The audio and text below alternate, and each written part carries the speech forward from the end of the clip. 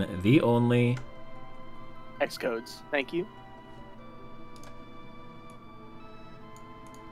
Should be a good race. Obviously, both these runners are 2-0, so they have a pretty good idea of what they're doing. caeshura has been running Final Fantasy 6 for a while now, and cha0s just entered the tournament just to see how well he would do, and so far so good here.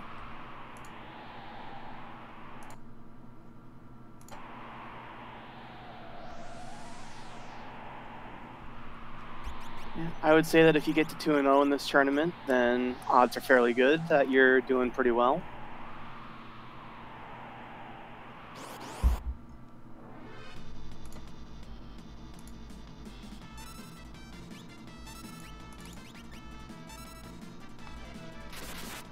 Looks like I'm going to be syncing them up pretty often, so bear with me here. So right off the bat, we want Vix and Wedge to run away, so Miss Question Marks gets all the experience. Looks good in the first battle so far. So during the animation of Bioblast, we want to queue up as much. There's basically a hidden runaway meter for Vix, for any character in this game, and so you want to queue up as much running potential as possible, and then after the enemies are dead, Vix and Wedge will run, and all the experience will get funneled onto Terra. Yeah, we're looking for a level 6 Terra, and these battles actually offer quite a lot of experience for this point in the game. So missing these runaways can cost quite a bit of time, actually, later on. And speaking of missing runaways, caeshura, Wedge sticking around. Scumbag Wedge taking up all that experience, so that's going to be a pretty significant time lost. She's going to have to do some extra grinding before lock appears, so that's probably about anywhere from 30 seconds to a minute of extra grinding there, so not the best start. Yeah, that is definitely unfortunate. Something else you might notice, you might be thinking that if we use Bioblast to kill everything, then why are we bothering to kill the Vomos and Lobos?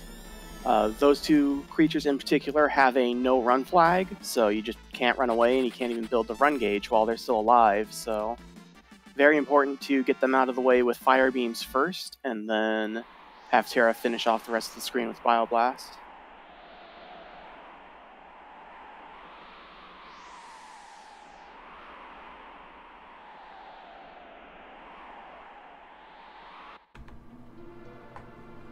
So in about an hour, actually about 50 minutes from now, there's actually going to be another race starting up, and the way we're going to do it today is, since I seem to be the only person available to restream, period, so I'm going to slap that match right here, keep this match going. I want to watch both of them at the same time, but one of them is going to start about an hour behind the other, so that's going to start, I don't know, right around 9 o'clock or so, so we'll be looking forward to that. Nice, round of races.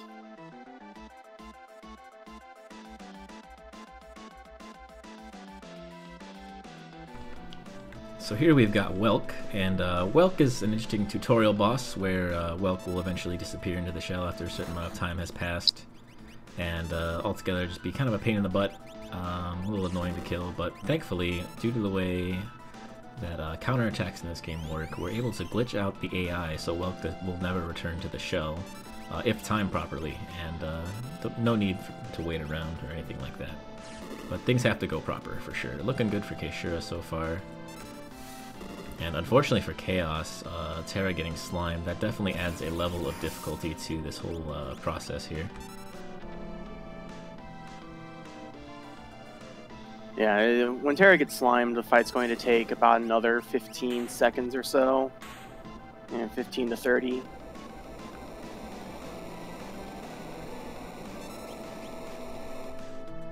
And I think cha0s did everything proper, but maybe the tech missiles didn't do enough damage. I'm actually wasn't watching closely enough to see what happened there.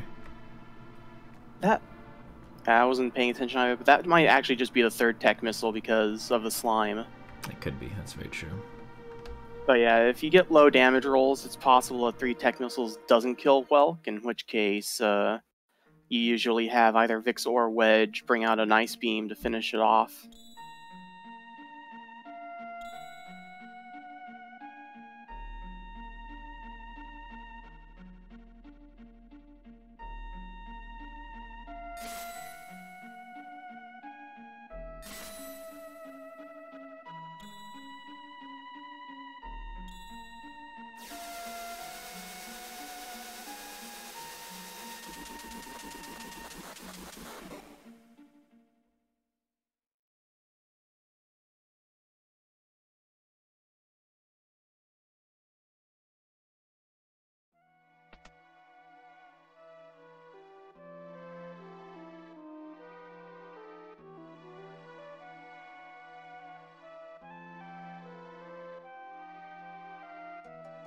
So we've got a bit of cutscenes here in the beginning, not too much going on. So what we're going to do here is after we rename Terra down to one character, we're going to run around the mines and get her to level 6. And that's because every character that joins thereafter is based off of either the average party level.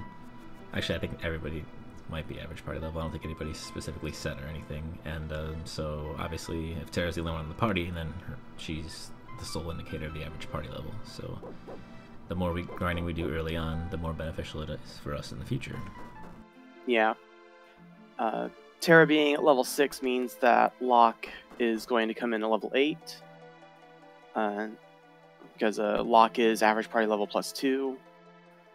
Edgar is also average party level +2. We're not going to be getting any levels between Locke and Edgar, so 6 and 8 is 14, divided by 2 is 7, for the average, and then +2 is 9. And that's going to set us up nicely for Mount Colts.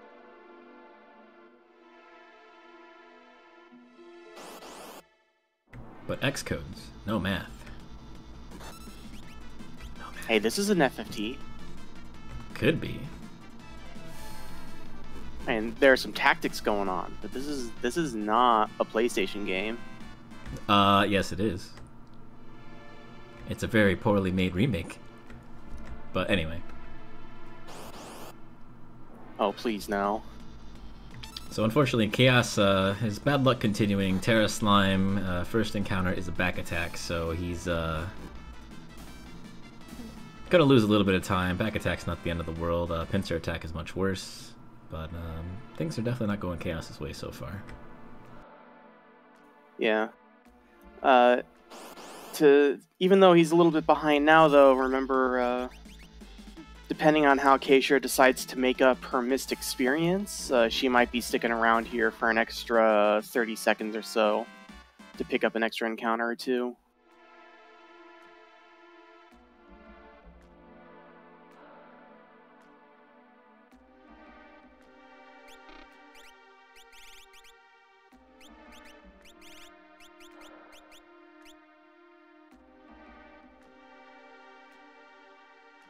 Looks like caeshura forgot to set her cursor to memory.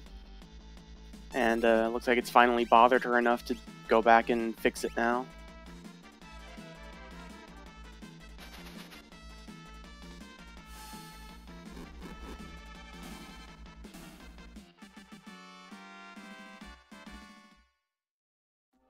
Okay, caeshura going with Terra level 5.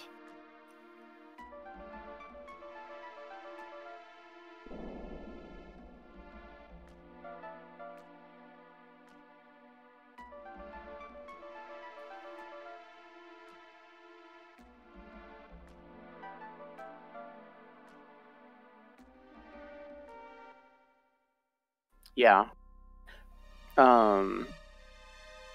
The brawler fights on Mount Colts give okay experience. They're just generally not worth killing, but they go down pretty quickly with auto crossbow from Edgar.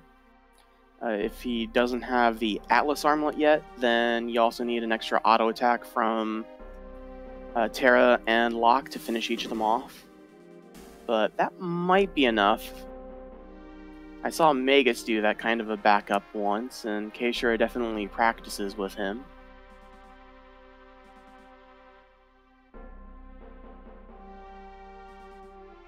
Yeah, you can definitely kill the brawlers and make up for that lost experience for sure. There's about 4 or 5 encounters on Mount Colts that if you have the proper route, you can kind of skip over the brawlers and the trilliums near the end. But you can definitely take the time to kill them off, but obviously it's a little bit of a waste of time. Yeah, I think caeshura is choosing to stay on step route, and I can completely understand why.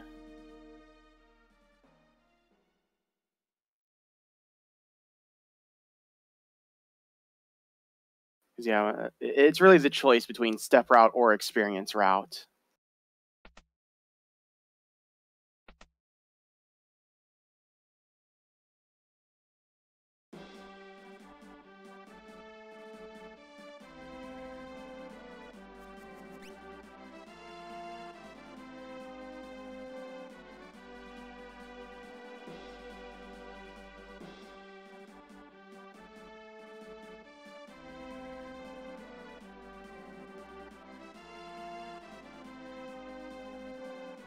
So both of our players now being introduced to Locke, the first half of the greatest power couple on this next generation. The other half, of course, being Kutan, who caeshura should be seeing in a few moments here.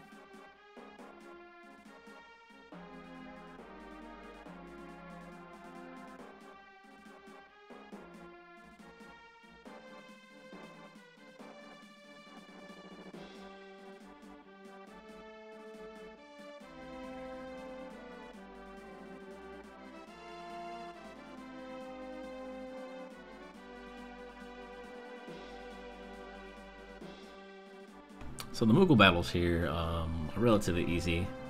It's actually an interesting mechanic that gets used at the end of this run. Obviously, Kefka at Narshe, and also gets used in one of the dungeons, optional dungeons near the end of the game, and the final dungeon, where you have the ability to switch between your parties. And Locke gets his own party of Moogles, but Locke sucks. We want the hero Mog. He's got a Mithril Pike on him. He's level 12. He's ready to go. And so we're gonna not only remove this poor Moogle, relieve him of his equipment, but we're going to utilize his overleveled, overpoweredness to take out this Marshal as fast as possible.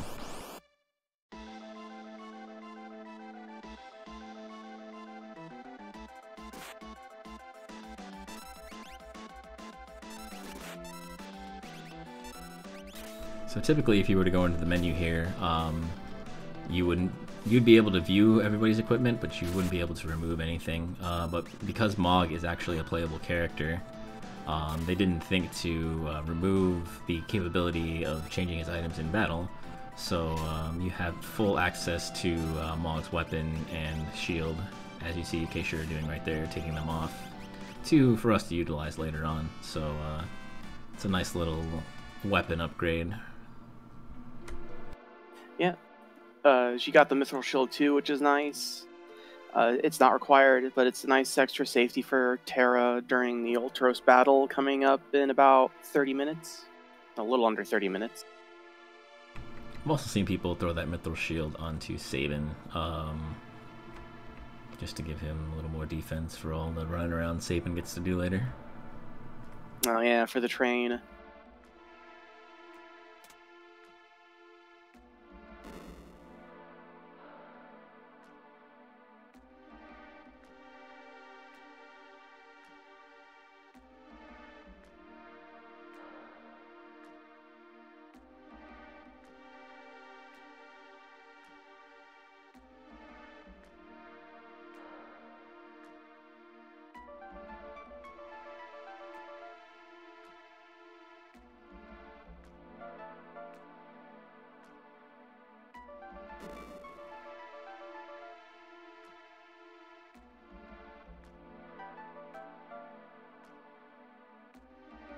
So moving on to the world map here, caeshura is going to be following a specific path. They notice she walks around the forest. That's because the amount of threat that's generated on every step changes based on what kind of tile you're on. The forests generate a little bit more threat, as do the desert tiles, so you want to kind of avoid those as much as possible and stay in like the standard grass.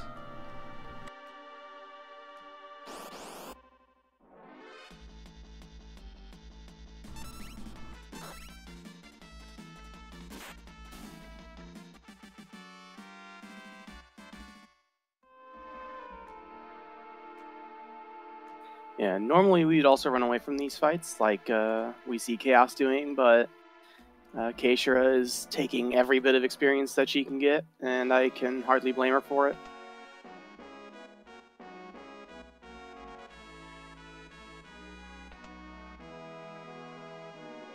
You know, being off of experience route in this game can be just as bad as being off of step route, you know, potentially even worse.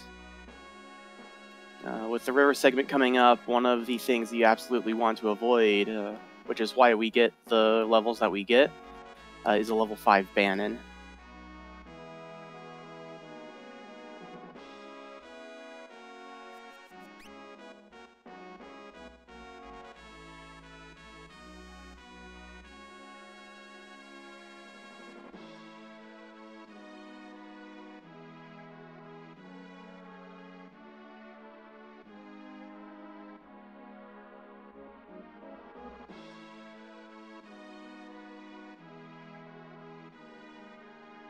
So we've got the King of Figaro here, the legendary King E, and Edgar comes with a auto crossbow that we're going to use and abuse throughout the entirety of the run while we have him, and does a pretty significant amount of damage. Has a very fast animation, so it's definitely the tool of choice for the speed run, at least early on.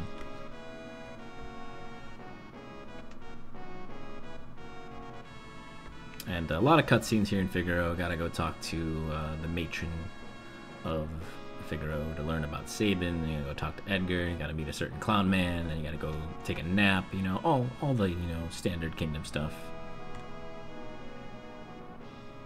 At least for Cutscene Castle.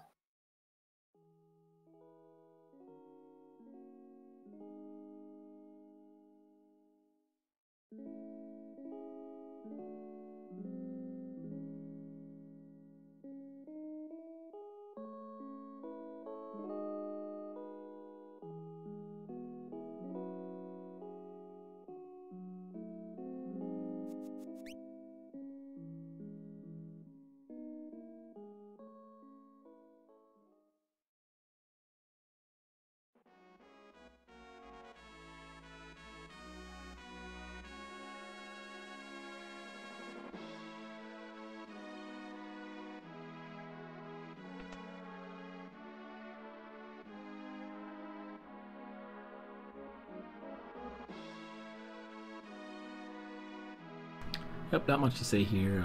Sometimes the NPCs can kind of get in your way. The Chancellor here, or the dude on the chocobo outside, but looking like caeshura is going to get by them just fine, and cha0s is just waltzing right past this guy, so no harm, no foul.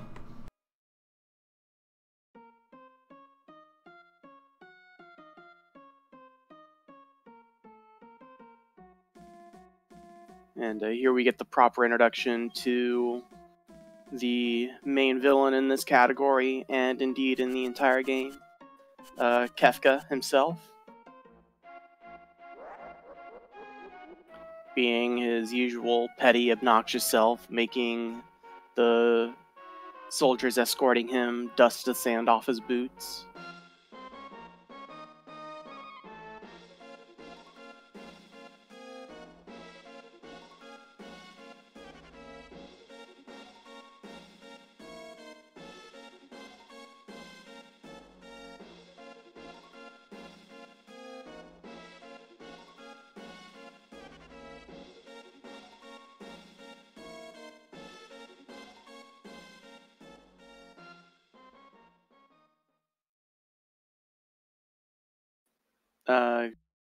caeshura. Okay, she's still there. Nope, wasn't paying attention. The easiest way to lose time, just mash A, no pay attention, and stand there for a couple seconds. I've definitely done that before.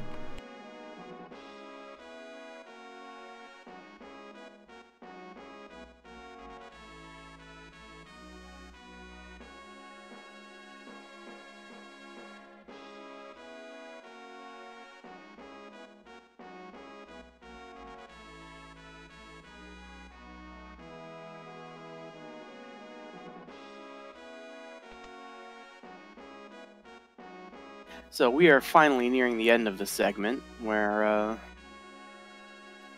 our runners are certainly getting tired of mashing through a bunch of text. And soon they will be coming across the freest boss fight in this game.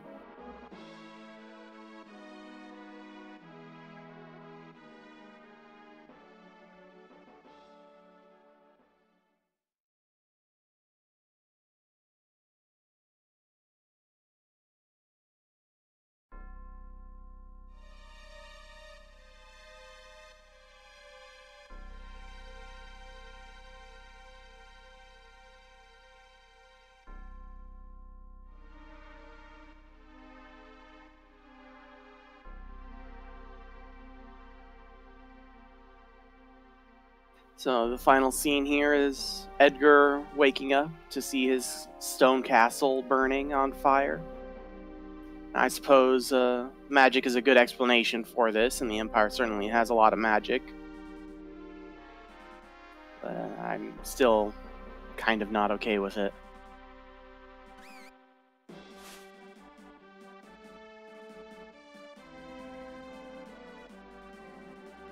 mean, people are able to cast magic, and you know, there's chickens that run around on command, and a castle that burrows underground, and a castle being on fire is the thing you're not okay with.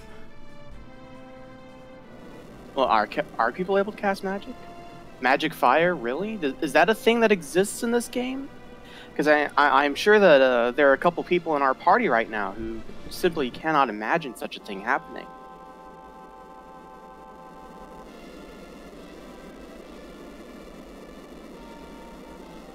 Good thing they'll never find out. Yeah, the first thing you learn when you do this run is to not cast fire. With Terra on these two guys, both of our runners are just going to be shooting them down with a couple of auto crossbow shots. Caeshura might need to add in a couple of bonus attacks from Locke and Terra. Her auto crossbow is going to be doing slightly less damage because Edgar's coming in at, I believe, level 8 instead of level 9 where he normally would.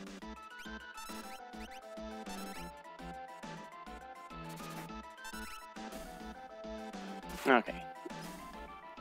Yeah, just not a big deal.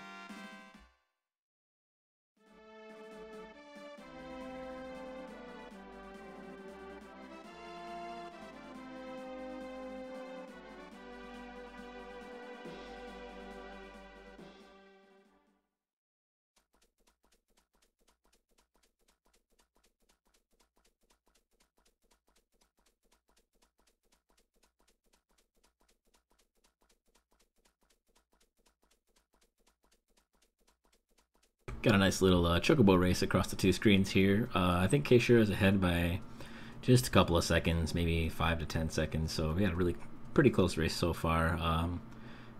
Interesting to see after all of the things that happened on Welk, and then caeshura is probably going to lose a little bit more time at Mount Colt. So I would say after it's all said and done, Chaos is probably going to enjoy a little bit of a lead going into Vargas, but we'll see how it plays out.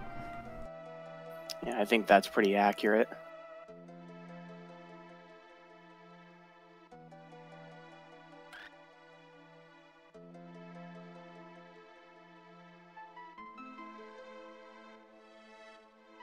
Oh, or he could try and run his chocobo straight up the mountain.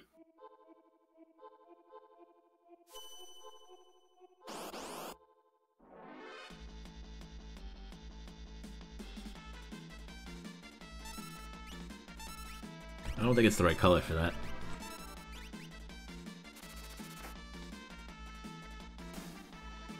Yeah, it's definitely not the right color for that. I actually don't remember which one is the right color. I think is that the black one? Pretty sure it's green. Oh no, mountains. Yeah, I have no idea. It's been a while.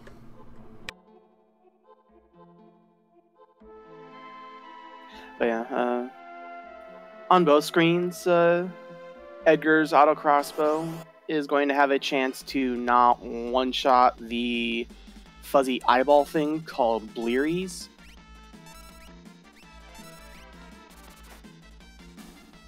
It's very small if Edgar is proper level, but being a level down, you can see it's a little bit more common. So Locke and Terra having to step up and finish those things off. And that has actually already gotten Chaos a few steps ahead.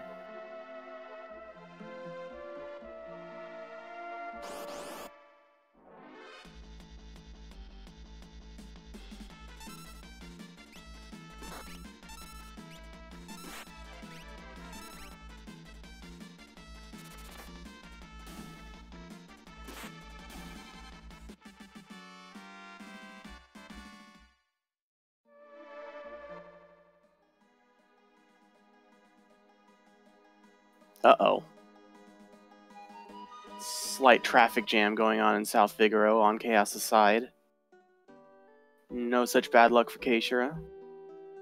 So you notice the movement on the world map. Chaos moved like in a very slow, deliberate manner. That's because certain tiles on the world map do not give you any threat generation at all, and you basically just have to know where they're at.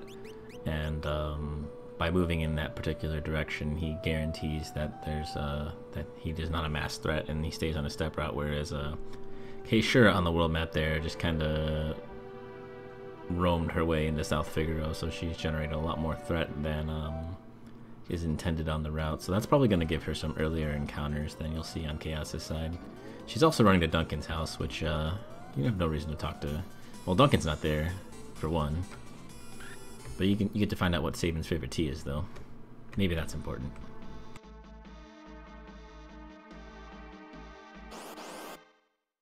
Yeah. Taking those extra steps shouldn't ultimately affect caeshura's step route. I imagine she's expecting to grind a fight before Vargas.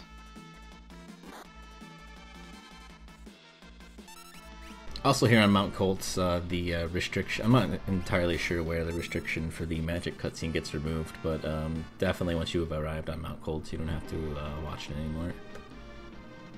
I believe it gets removed when you leave the cave to South Figaro.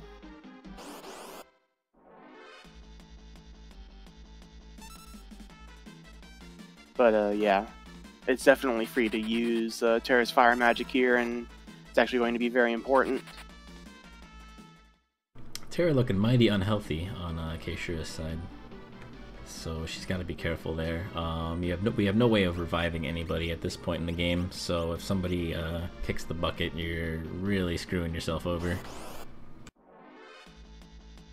Alright, Edgar just picked up the Atlas Armlet. I believe that should guarantee his auto crossbows one-shotting these brawlers. Yeah, so that's going to be some quick experience.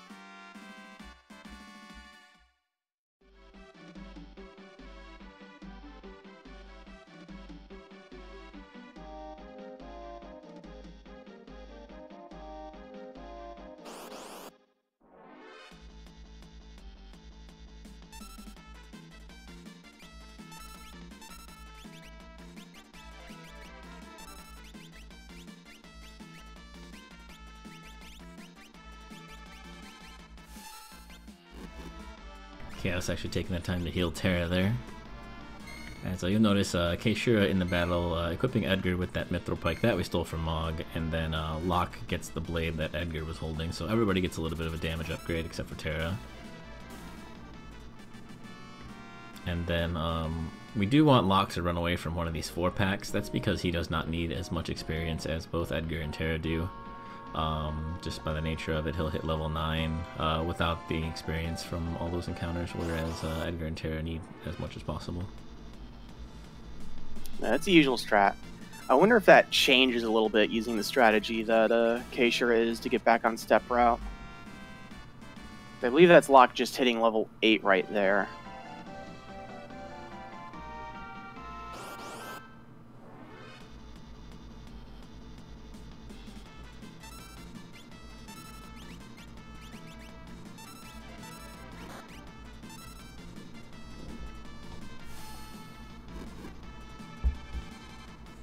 Ooh, Bane Touch on cha0s' side. Don't want to see that.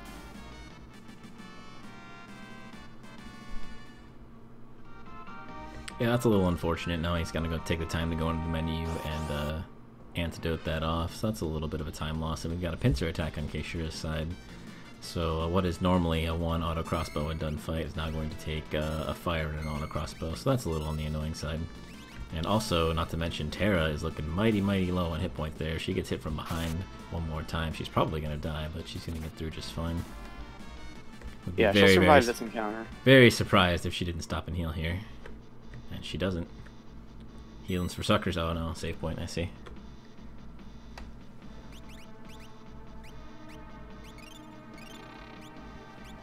Taking advantage of those 2 sleeping bags that you start with at the beginning of Terra's solo segment.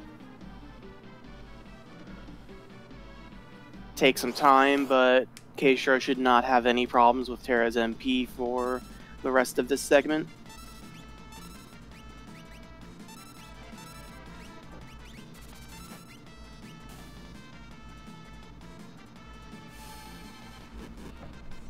And cha0s is on to Vargas here, so well, he will be after this encounter.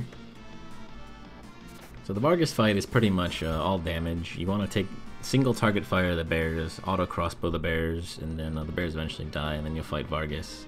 And then if you really know what you're doing, you can attempt to manipulate Vargas's turns to where you can skip his final turn in the battle. But other than that, it doesn't always work out, and you kind of have to react to what goes on in the fight, and it's not easy to do. So generally this fight goes just pretty quickly. You're just pumping out as much damage as you possibly can.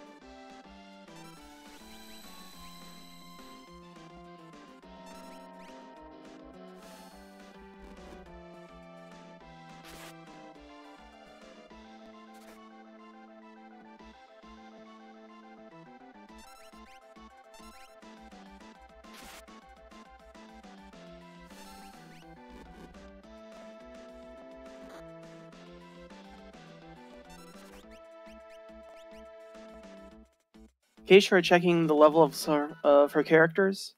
I didn't quite see what they were, though. Clearly she needs some more experience. Gets a 4-pack, that'll help.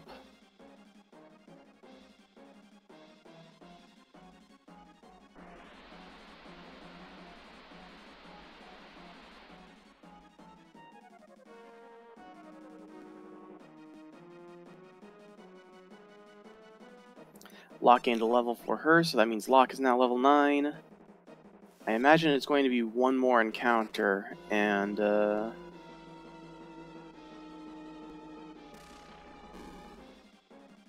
we'll get Edgar and Terra to their appropriate levels. Pretty solid fight there from cha0s. He did skip Doomfist, which is Vargas's final attack, so definitely the outcome you want to see. And there's the final 2 levels for caeshura as well. So she's about the Vargas battle, and it's in its entirety behind. So that's probably about a minute to a minute and a half. Yeah. She has, for the most part, preserved her step route, though, so that'll be helpful.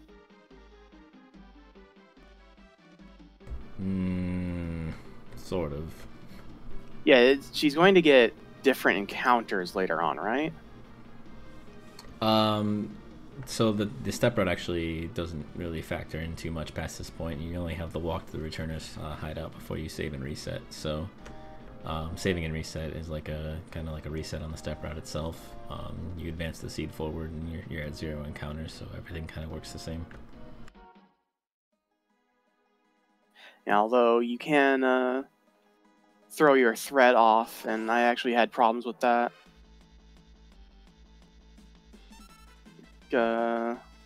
In order to, like in save and segment, if your threat's a little high, then you'll get that encounter in the forest instead of on the grass, which I believe can mess up the Velt later, or is it just an easier encounter to run away from?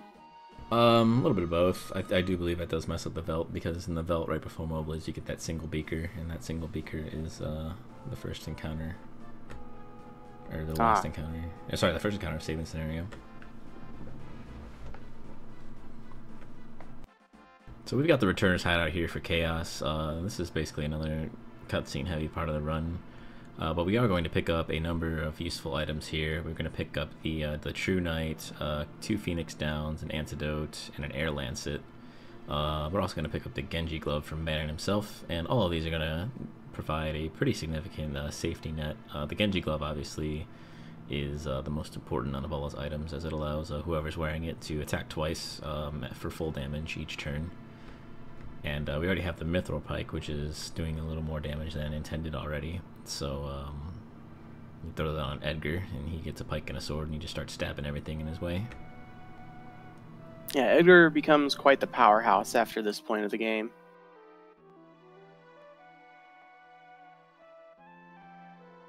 Looks like caeshura is dropping a couple frames. Sorry about that. Not much I can do, though.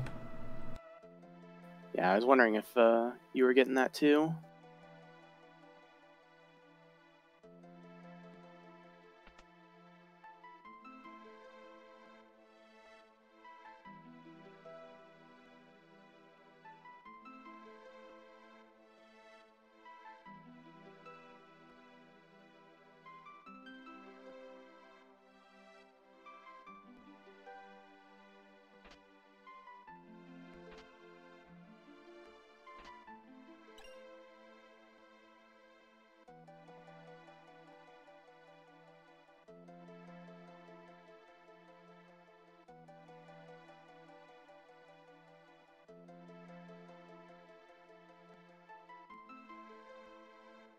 So interestingly enough, if you say no to Banon 3 times, it actually not changes the item you get.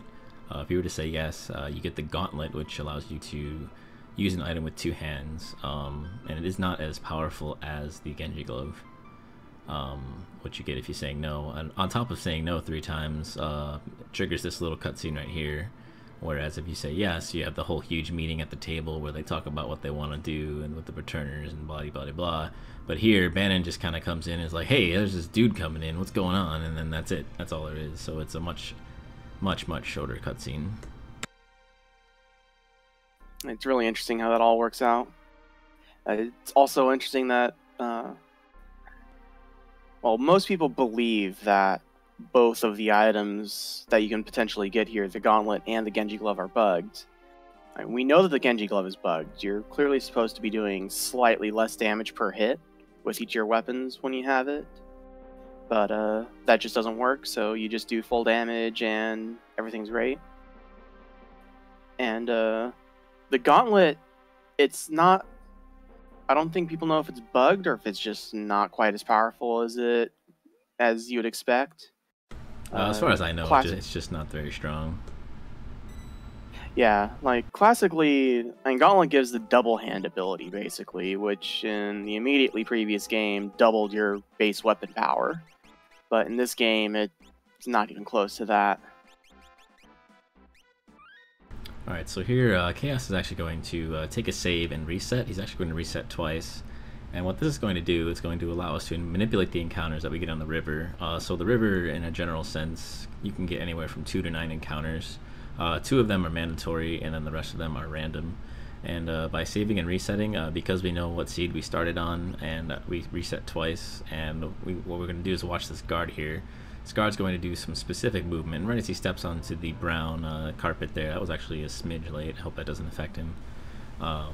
We're going to jump on the raft, and that'll help, basically manipulates what encounters we get on the river. So here we go, on the river. Yeah, I would say that this is probably the #1 reason people learn the step route for this part of the game, because all you have to do is get 9 encounters on the river once, and you are just done. These encounters are pretty dangerous, they're a bit hard to run away from, and they're not even all that easy to kill because all the monsters here have pretty high hit points.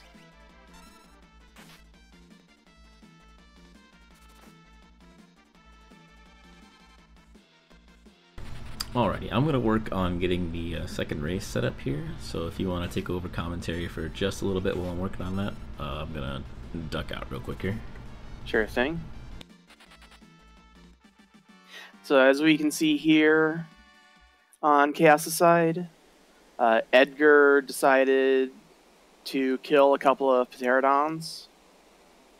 That is one of a number of strategies that can be potentially used in this route to set up for the final fight against Kefka. Some people will put Edgar at level 11.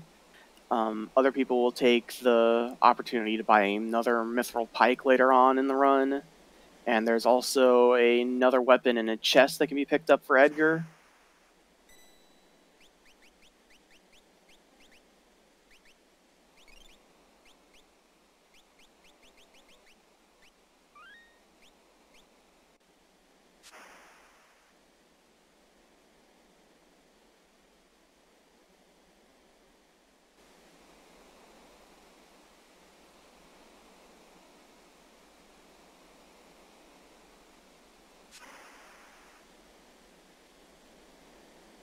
Oh, and now cha0s is saying to drop some frames, or at least on my side.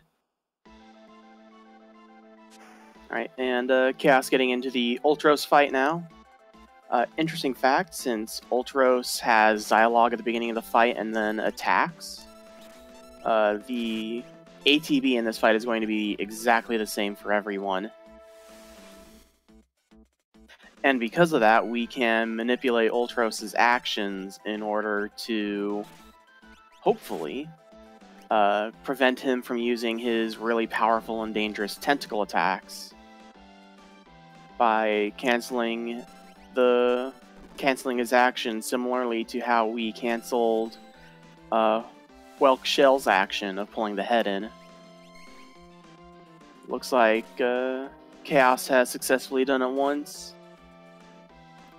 Doing it once is the minimum necessary to have a safe fight.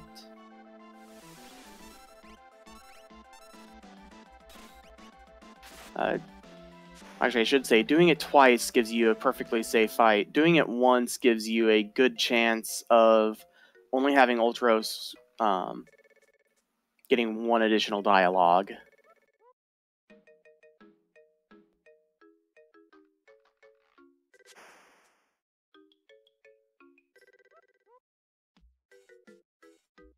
The levels of the Kefka fight are, I believe, all 11. Gao and Cyan just go to the Kefka fight at whatever level they join at. We don't get any levels on them. Sabin joins at level 11 because we want him to join a level 11 at this point in the game in order to ensure a level 6 Bannon. Edgar can be 10 or 11.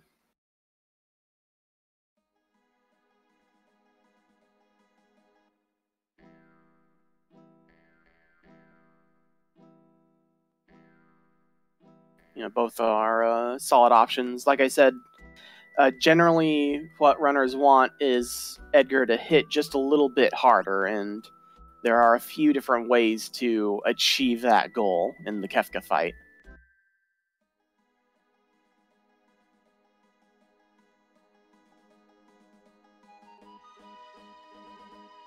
Right, so, anyway, Chaos continuing his step routing here and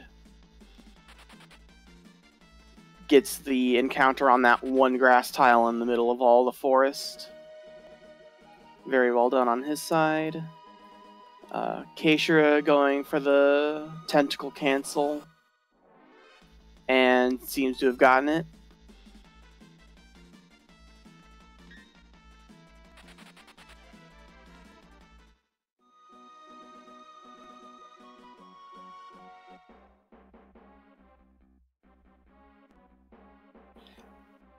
So both runners doing pretty well at this point. Now caeshura gets the delicious morsel. It's not dangerous, but it is a little slow.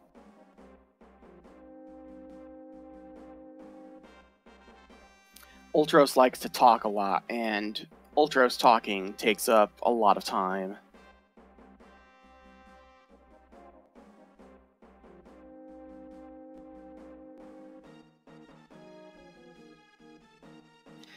And on Chaos' side, we have Sabin and Shadow, not Edgar. Sabin and Shadow. Arriving at the second cutscene castle.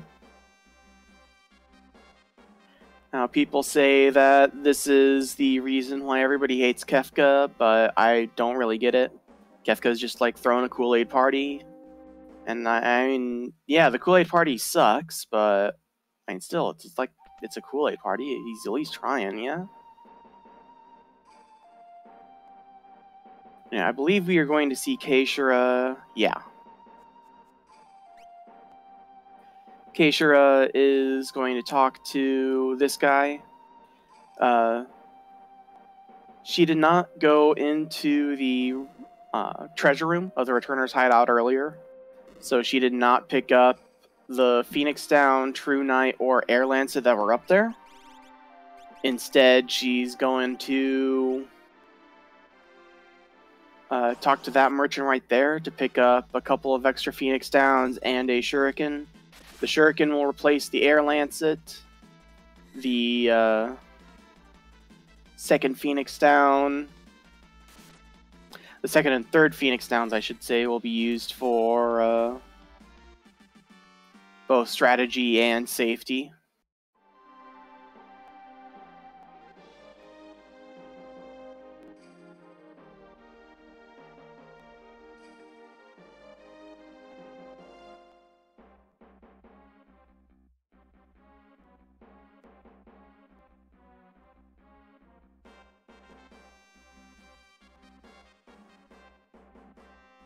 Right, so here we are. Leo's telling Kefka that Kefka's Kool-Aid parties suck. And you should just knock it off and not throw Kool-Aid parties anymore. Kefka doesn't take too kindly to that.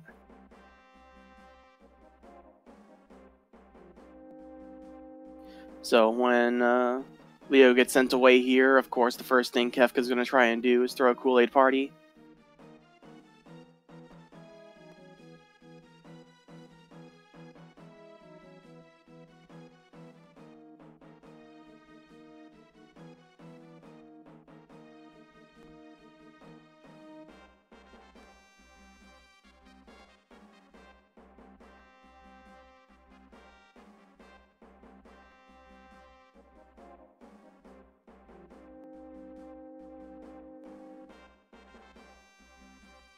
So I'm going to go back over a little something I missed on Chaos' side.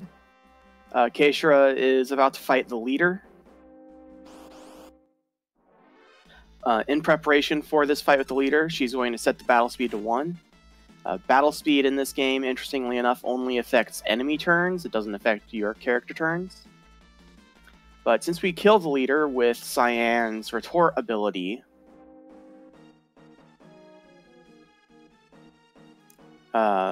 we want the leader to trigger that counterattack as quickly as possible. And in contrast, on the other side, you might notice that Chaos hasn't set his battle speed back to 6 yet. Well, there's not really any need to at this point, because Kefka, for some reason, is flagged as a member of your party for those 2 fights. So he doesn't actually wind up moving any faster.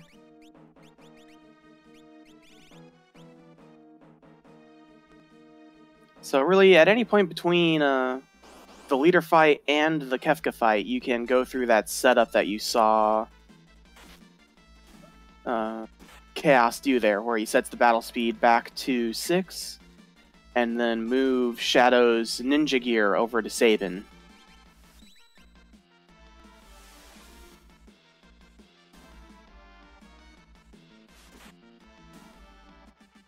And also he puts Sabin in the front. Actually, no, I believe in both these. I believe both of our players had Sabin in the front row already. Yeah, there's the Kool-Aid party. So, yeah, Kefka's gone and throw another Kool-Aid party again. And we're gonna see it. From Doma Castle, they can see that, you know, there's some stuff going on in the Imperial camp. And while looking on, they notice the water looks weird, and suddenly everybody starts falling asleep. So all the guards in Doma start falling asleep because the Kool-Aid party sucks so much. It's just boring. Nothing going on.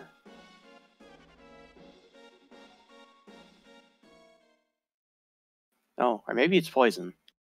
Is it poison? I thought it was Kool-Aid.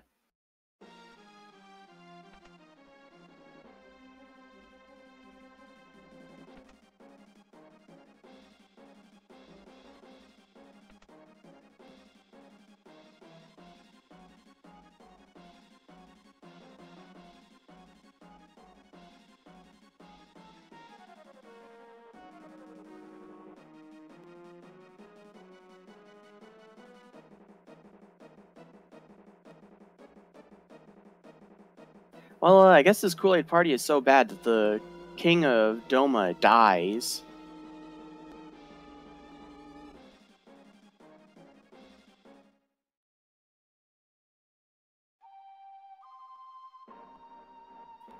And Chaos is now going to have Cyan run back to his own sort of home space and discover that his wife and child have also participated in the super boring Kool-Aid party. And you can see that his kid has even like put himself in bed because of how bad the Kool-Aid party was.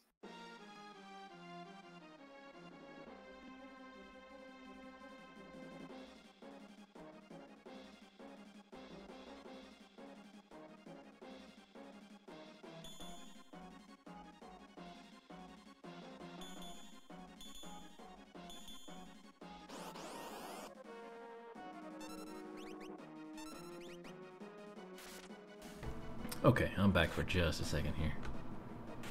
What did I miss? Missed one half the Kool-Aid party. But it's super boring, so it doesn't even matter.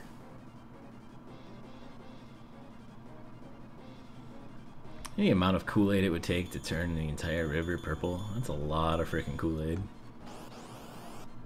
I mean, Kefka set a castle on fire, so... That's true, that's true. He's got Kool-Aid at his disposal.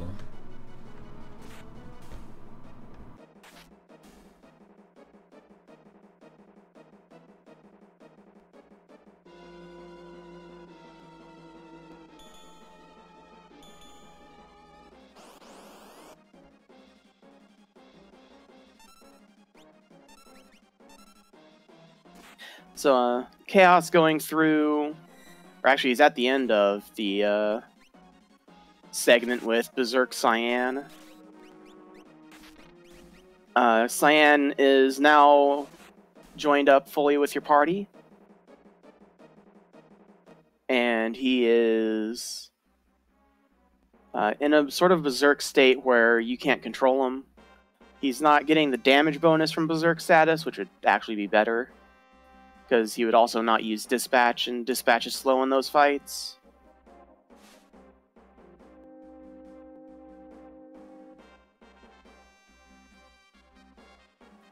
But basically, we just hope that Cyan doesn't use Dispatch. Oh, also, forgot to mention, Cyan also has a sort of a passive black belt ability in those fights. So what we basically want is we want the guards to attack Cyan, trigger counterattacks, and then just die. And we want Cyan to not use Dispatch.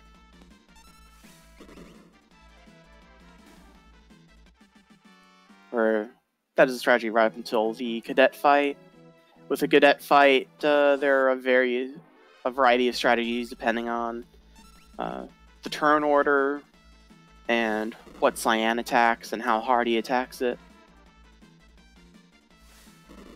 And I believe we are getting a demonstration of the Rainbow Beam swag from Chaos as well.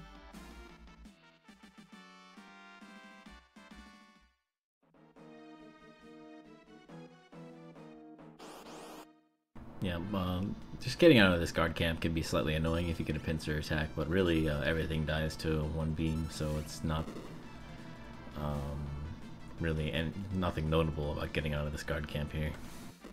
Yeah, a pincer attack or a back attack would just... It'd just delay your ATB a bit.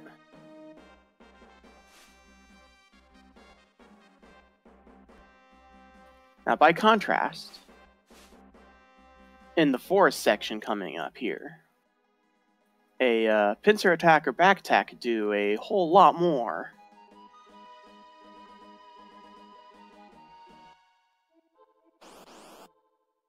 Yeah, one of the benefits to step routing is the encounters in the Phantom Forest and the Phantom Train there's some particularly nasty ones.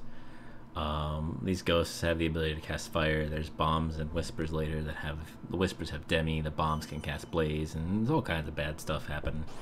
But with the step route, we pretty much guarantee that we're gonna get one ghost for the first two encounters in the Phantom Train, and then 3 ghosts for the final Phantom Forest encounter. Sorry. And then walking throughout the Phantom Train, a bunch of single bomb encounters, and some of the indoors encounters are a bit easier than the ones outside. Yeah, no 3 bomb encounters, hopefully. I mean, if you're on the step route, you shouldn't get a 3 bomb encounter, which is good because that means you're not going to get pincered by bombs.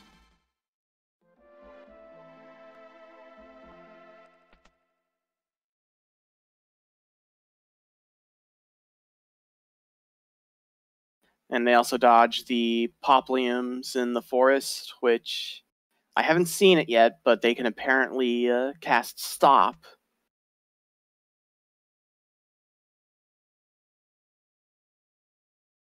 So that's always a really big time loss that you want to be aware of. Or at least be happy that you're dodging.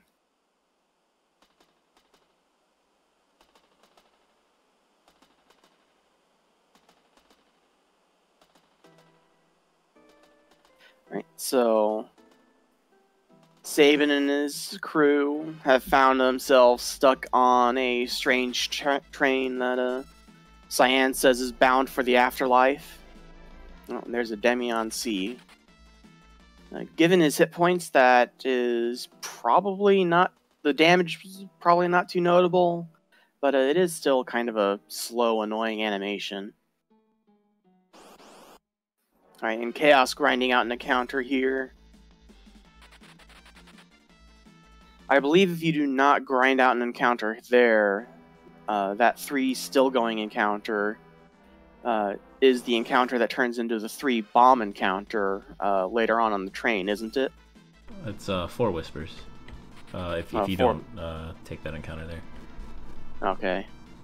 So, not immediately lethal, but certainly potentially annoying.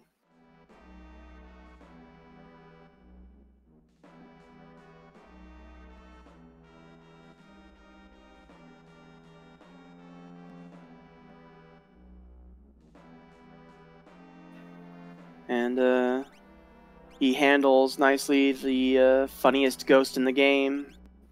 Ghost is talking about there not being any escape, and yeah, we just run away from it. And we're outside the train again. Surprise, more racers.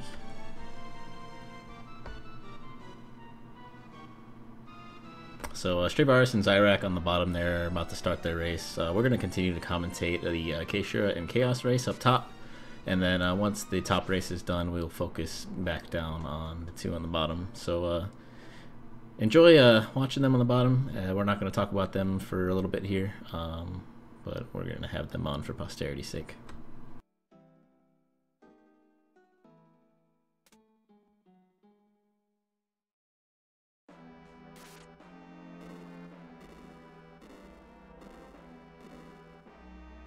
caeshura getting some fire spells in the forest. She's not going to be happy about that.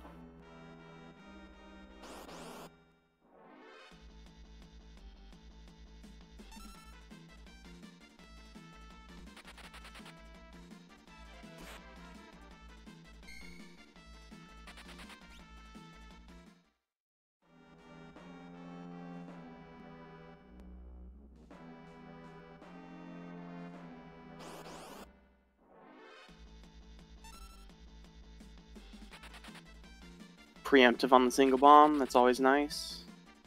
And the bombs are really slow anyway, so usually they don't get their turn off. But it's nice to have it basically guaranteed.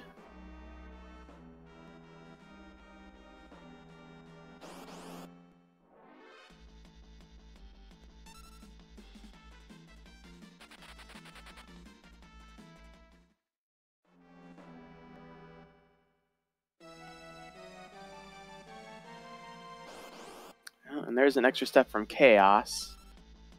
That's going to be notable a little later on.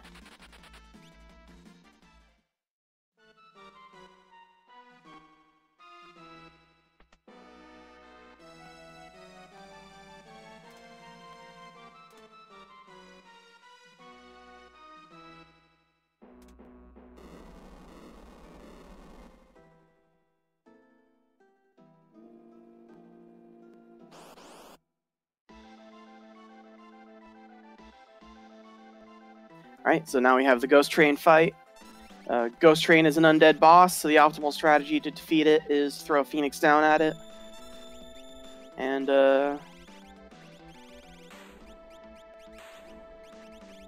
yeah, so, speed being the name of the game here.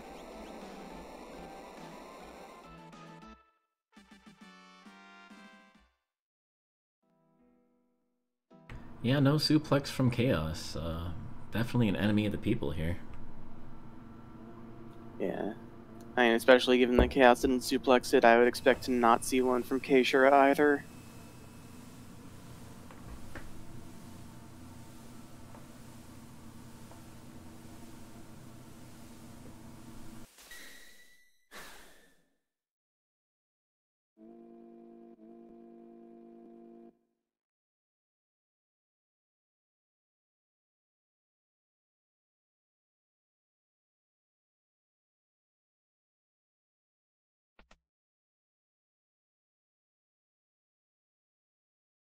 Maybe the Phoenix is the one that did the suplexing.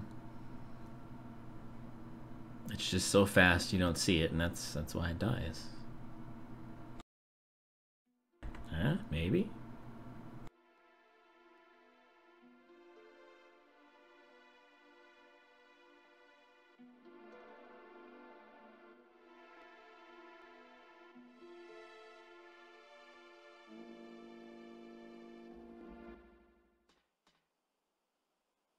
So you did say I was doing a little bit more adjustments on the bottom race. You did say that Chaos did take extra steps.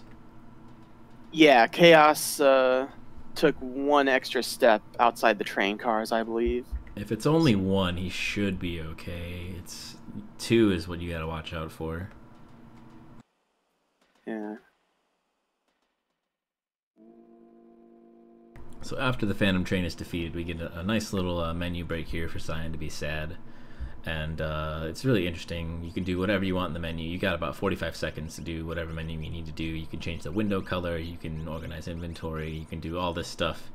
But the game actually doesn't progress until you, you know, wait out the time. So you just gotta kind of go with the flow. You can check out the entire right side like Chaos just did, and yeah. So if he did take those extra steps, he will get an encounter right before the Baron falls here, which he is. Oof.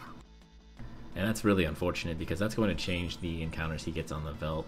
He's going to see this encounter again, and that's going to be a little bit of a pain in the butt for him. And Sabin almost dying would not have been a big deal. Sabin's going to get revived in this cutscene anyway, so... Yeah. And his equipping of Sabin is done. He put the earrings and the True Knight on him already. And as you can see here, he also changed Cyan's equipment. Basically took off all his armor. This is set up a Psycho Cyan glitch of sorts.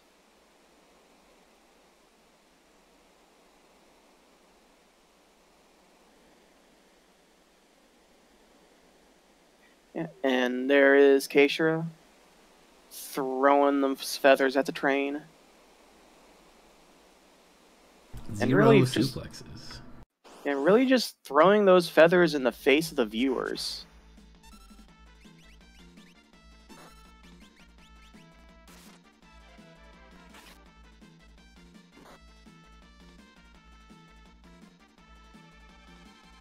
So you can see Cyan and Sabin beating up on Cyan. That is not a mistake. We want Cyan dead so that we can bring him back to life. And then Cyan gets put in this funny glitch state where if you use retort with him, he will counterattack pretty much anything. And he will also counterattack multiple times sometimes. It's a very bizarre glitch, but very fun, as you are about to see. Because Cyan's going to set up his retort. Sabin is going to try and suplex this piranha and miss. And then, since that piranha is the last one in the pack and died to both a magical attack and a physical attack at the same time, presumably the game just gets really confused and says, yeah, okay, get out of here.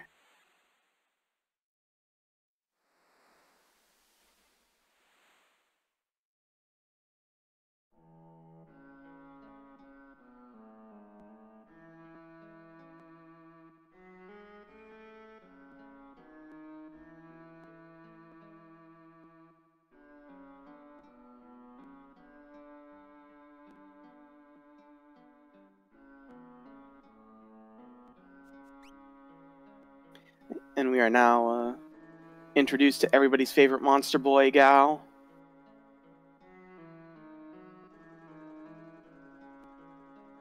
Whose name is going to be shortened to a G.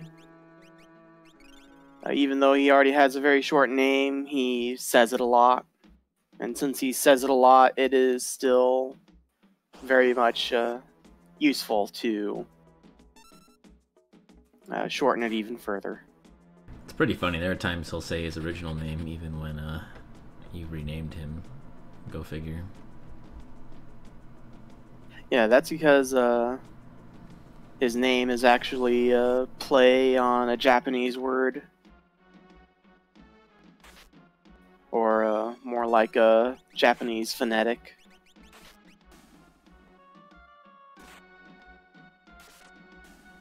So this pincer attack that Chaos is in right now, it's actually planned. It's part of the route. Being able to manipulate the river and get the one encounter packs that you're supposed to get after entering Mobliz. At least the intention is that you come out of Mobliz, you get 2 encounters right away that are just one enemy that are very quick to kill. But because Chaos did take those missteps in the Phantom Train, also saw caeshura did as well, he's going to see those Grasshoppers that he fought about 5-6 minutes ago again. Yeah, the Grasshoppers are particularly annoying. Looks like he's just running from the Grasshopper fight. Oh no, that is not what you want to do, Chaos. Oh no. So that's one opportunity to get Gao just wasted. Now he's going to have 3 ghosts to deal with.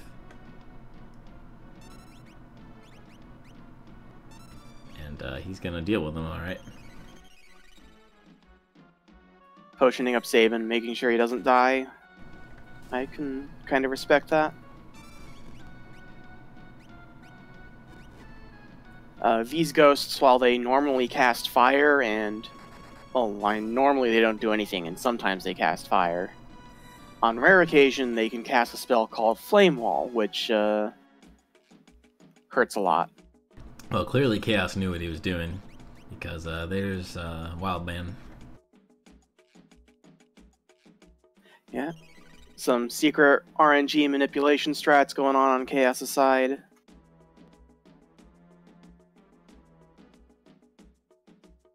Meanwhile, caeshura does get through Rizapas just fine, gets the skip. Notice that she did not have the True Knight, so Cyan could have got crit and died, and that would have been pretty much game over for her, but thankfully the hit on Cyan was not a critical, so she was able to get through.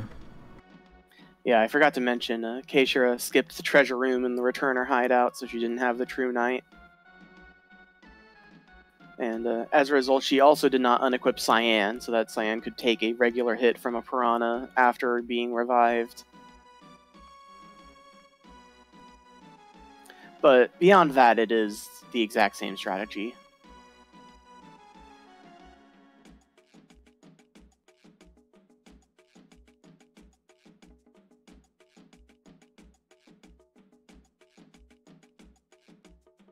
Is Cyan actually up a level for caeshura? Did I see that right? Maybe I'm crazy. 265 hit points. He might be. He's got some swag sunglasses.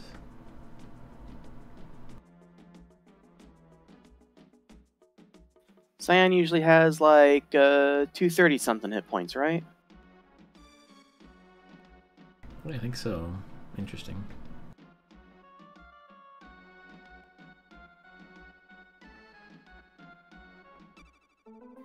caeshura did get to 2 levels in her final battle before Vargas, so maybe she got to 10.99 instead of 10.98.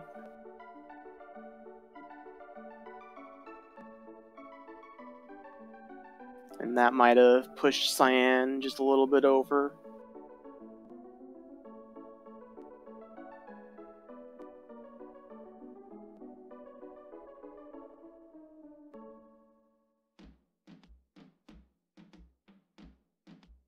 So Chaos has acquired Gao, and he's going to be on his way. caeshura has beginning the journey to find this man. And Chaos actually electing to take a safety save before the Serpent Trench. The Serpent Trench generally isn't too difficult, but there are definitely times where if you get the wrong encounters, and the wrong encounter is a pincer attack, that you can end up getting pretty devastated. There's an Anguiform that can cast Aqua Rake. There's a pincer attack where the jellyfish guy, Aspic, he can cast Numbspines on you, which stops a character, and you have to stand there and wait for them to either die or get unstopped for like a minute. It's just pretty awful.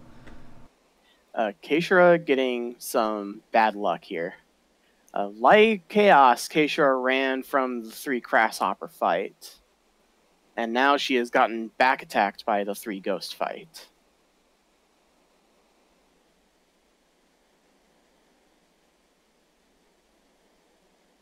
Oh dear. And Cyan just got paused. It's certainly going to put a pause on the speed run. I think caeshura's response to that would be Gao. Yeah, that's really unfortunate. So in a back attack, you can't have Gao appear anyway, so you probably wanted to run away from that one, but unfortunately wasn't able to get away before doing some stuff in the fights, so now she's got to stand here and wait for Stop to wear off. That's why Stop's pretty nasty. I did not know that the ghosts did that. I thought that was the Popliums, but yeah. And I believe she's also going to have to grind out another encounter here because, again, she doesn't have Gao yet.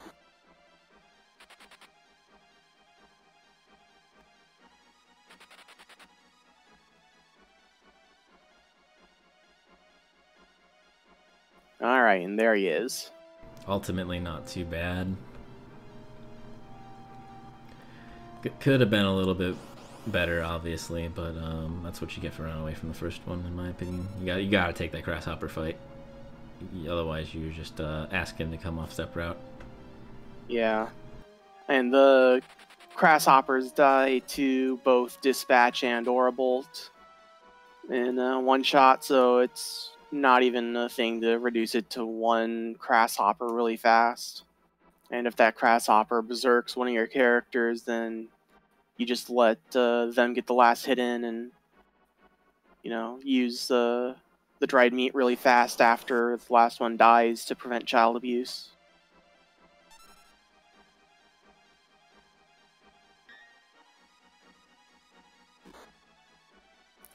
Cyan very near death on Chaos' side.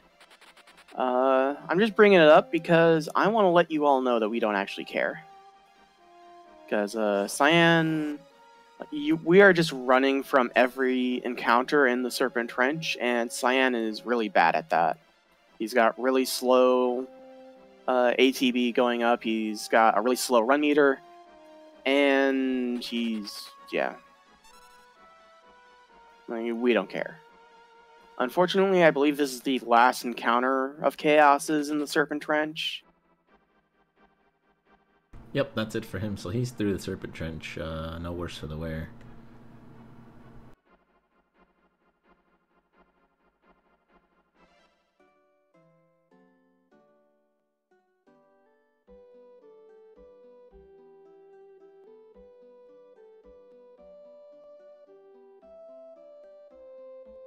So we've made it to the town of Nakia. Nakia sells a particular item called smoke bombs. And smoke bombs allow us to run from just about every encounter we run into. And Chaos, there's an option that runners can take to buy an extra mithril pike here in Nakia, but Chaos elected not to. So he's just going to buy the smoke bombs and be on his merry way here. His fairy way? Yeah.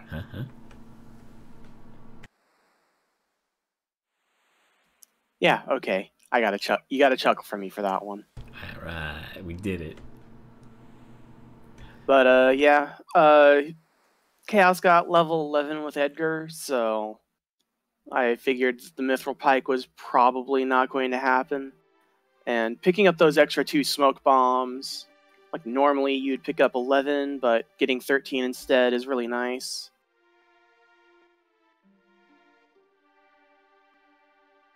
Right, and we are now on to Locke scenario on his side.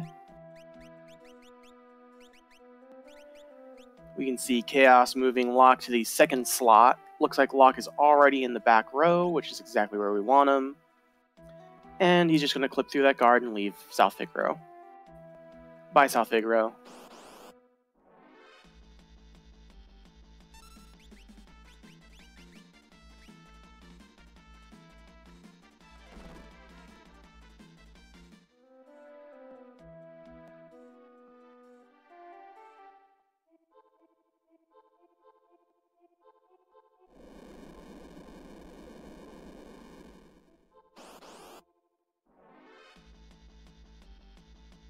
So lock scenario, this cave, obviously you have one character instead of two, and that's a thing that can happen right there. The Trilobiter, if he gets a turn, he can actually poison you, and that's why we pick up the antidote in the returner's hideout.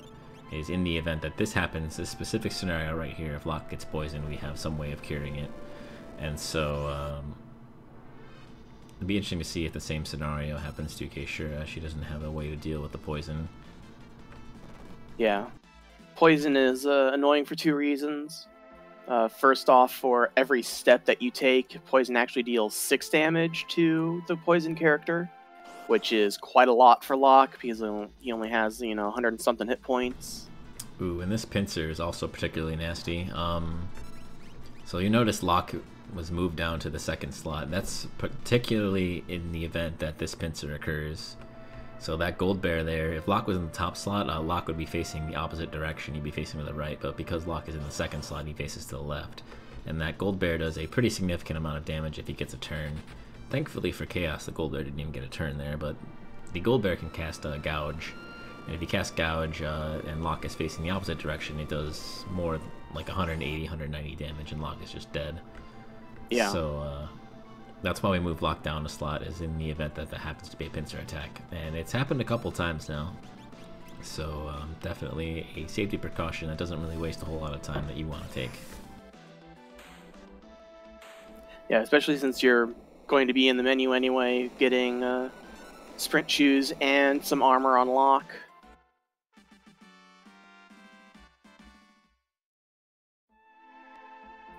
caeshura having a dead Cyan. She doesn't care. She's just going to keep running away from the counters.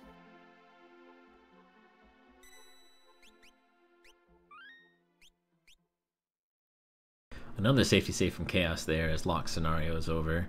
I'm assuming that's because if you get like the world's worst luck and Bannon gets crit twice on the raft here, he can die.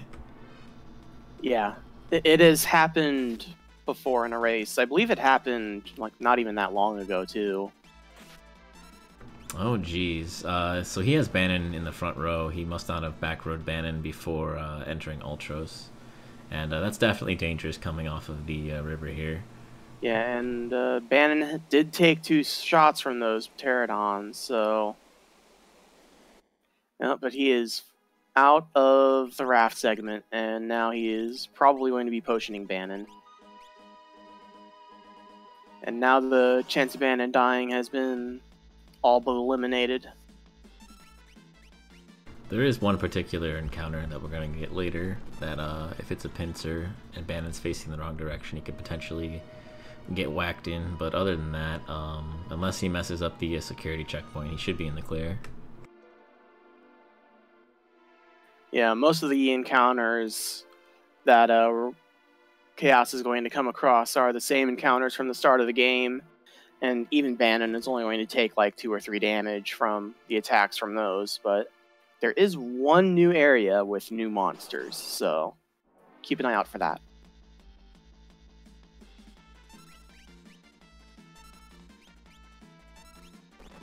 Uh-oh.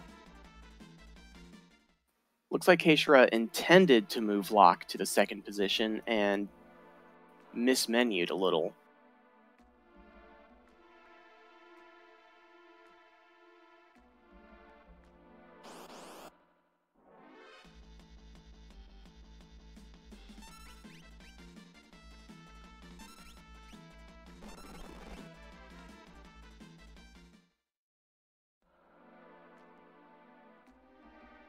Okay, so there was the encounter on Chaos' side.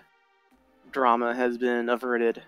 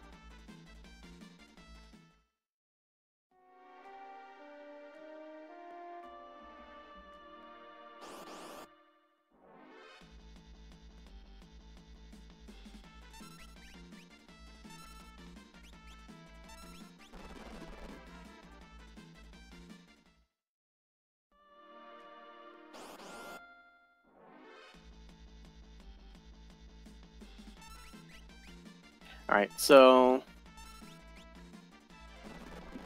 caeshura having a drama-free lock segment.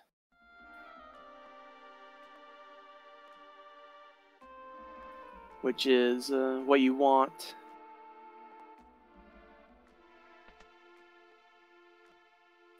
And cha0s finishing up Terra's segment.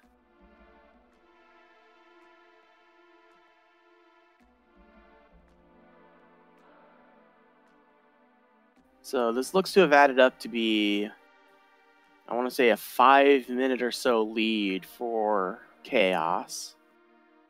Yeah, I think cha0s is good to, even if he does get Ice 2'd at Kefka, if he takes a safety save, he probably gets a second shot at it. Yeah. But it'll be pretty close if that does happen.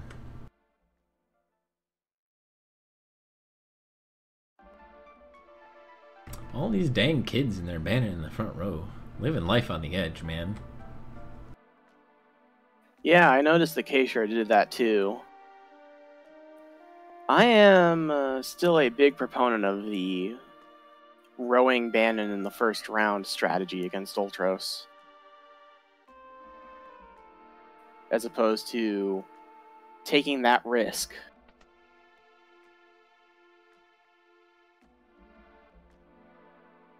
It's certainly scary, but to each their own, I suppose.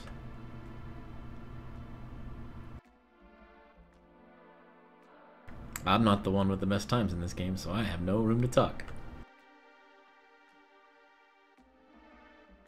I mean, if you put it that way, I do suppose both these runners have better times than me.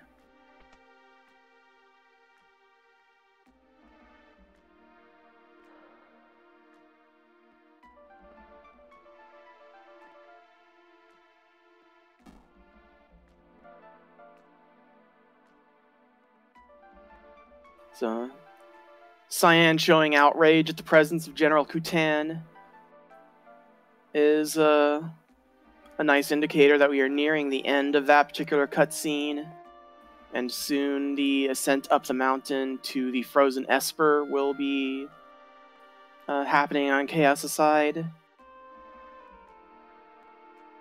caeshura getting the dramatic encounter, which will not be a dramatic encounter because it was a side attack for her.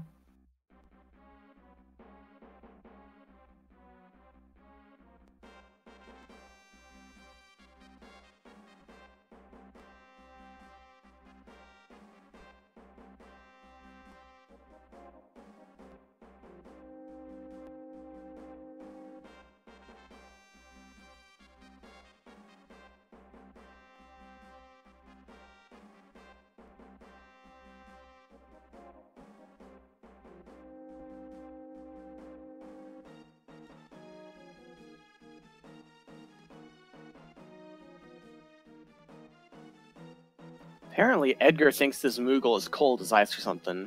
I don't know, is that supposed to be a pun?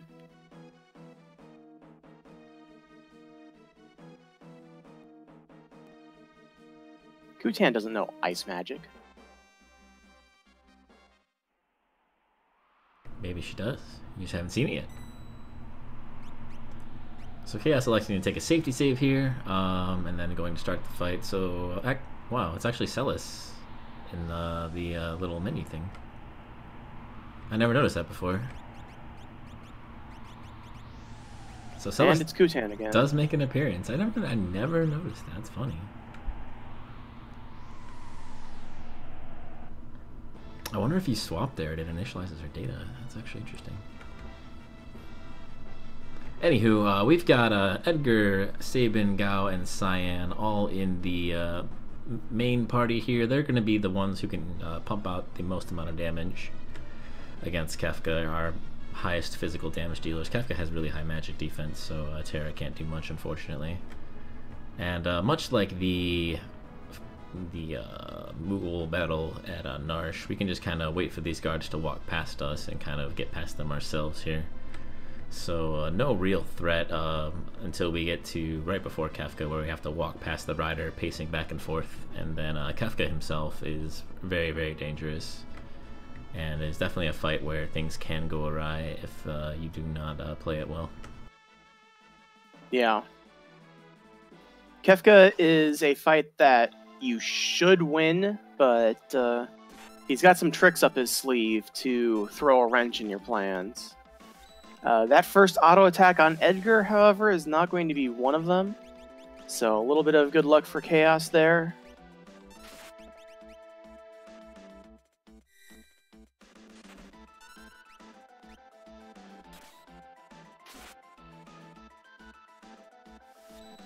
Also got good weight tricking coming from cha0s. Auto attack on Cyan. That's going to do a bit of damage, but so far so good.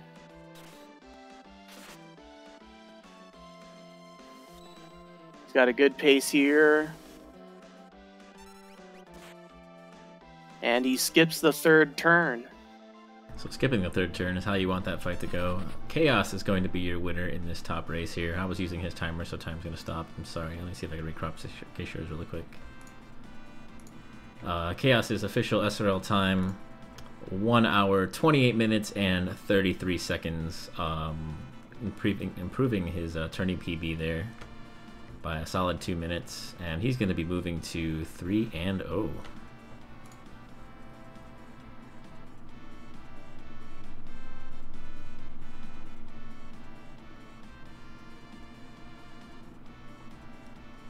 Unfortunately, the early leveling mistakes from caeshura, not getting to level 6 before dropping down, and then having to take a pretty large amount of extra encounters and all kinds of extra attacks here and there to actually get up to the level she needed to get up to, cost her about 2.5 minutes. And so yeah, unfortunately, it's just how it played out.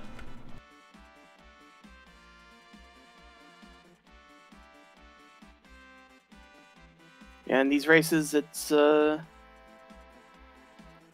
really starts from the beginning. It's very important that you make sure that those brown guards just get out of your fights. Trying to decide what word I could use there.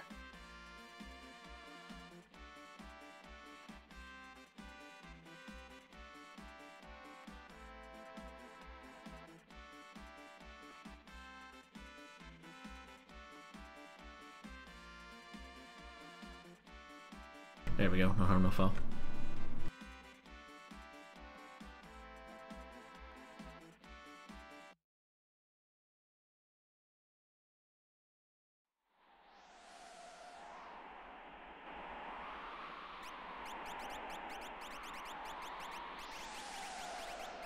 So caeshura is going to be finishing up her race here, probably about 3 to 4 minutes behind if all things go well on Kefka.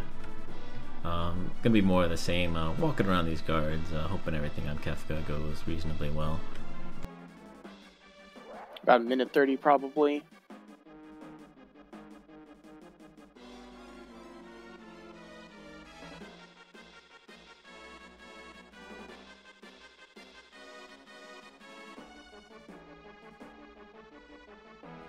So, while we have the time here, I would actually like to ask your opinion. Do you think that caeshura's strategy to try and recover from that loss of experience at the beginning was the best one, or? No, I would have grinded it early, I think, personally. All right. But, because you lose so much damage on the auto crossbows in South Figaro Cave, so you have extra attacks all across the, that's like an extra 10 to 15 seconds every encounter. Yeah. And yeah, that was actually the point where cha0s managed to pull ahead. Auto attack from Kefka on Gao, that is a little worrying. Gao's actually, I believe Gao comes with no equipment. So he is still out there with no equipment.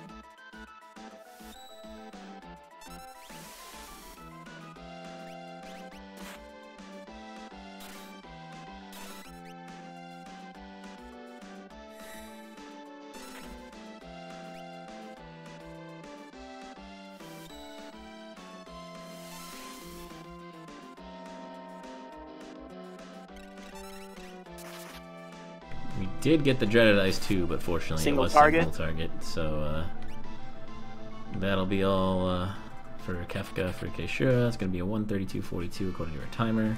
Official SRL time a 132.47. So good game. Chaos moves to 3-0. Caeshura moves to 2-1. Both of them definitely not out of the tournament. Obviously, Chaos being undefeated.